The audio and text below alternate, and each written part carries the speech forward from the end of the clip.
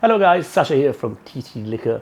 Today we teamed up with our good friends from Devil's Botany Gin, who are just literally up the road.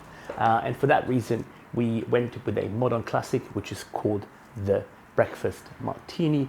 And the reason why we chose Devil's Botany Gin, which is a mouthful indeed, is because it has those beautiful citrus notes and it's a little bit juniper heavy. So it's going to be just delicious. So have fun with the video.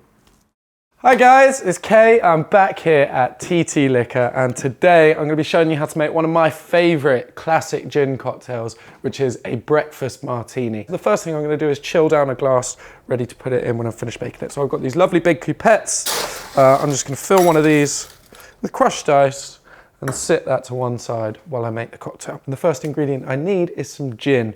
Now, you could use pretty much any gin in this drink, but we've chosen this really lovely Devil's Botany, which is a gin which is locally distilled right here in East London by some friends of ours. Now I want 35 mils of my gin, so I'll just measure that up. Now the next ingredient going in here is going to be some triple sec or orange liqueur. We've gone with the classic, which is Cointreau, and we want 15 mils of our triple sec. And I want 25 mils or one shot of my lemon. And I'd say we want a nice big spoonful of our marmalade. I'm going to get a nice big scoop of it and pop it in there with my other ingredients. Now all we need to do is fill this up with some cubed ice.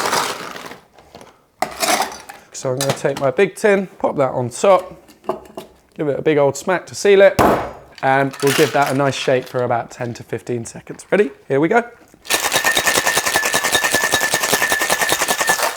All right, beautiful. So I'm going to crack this open.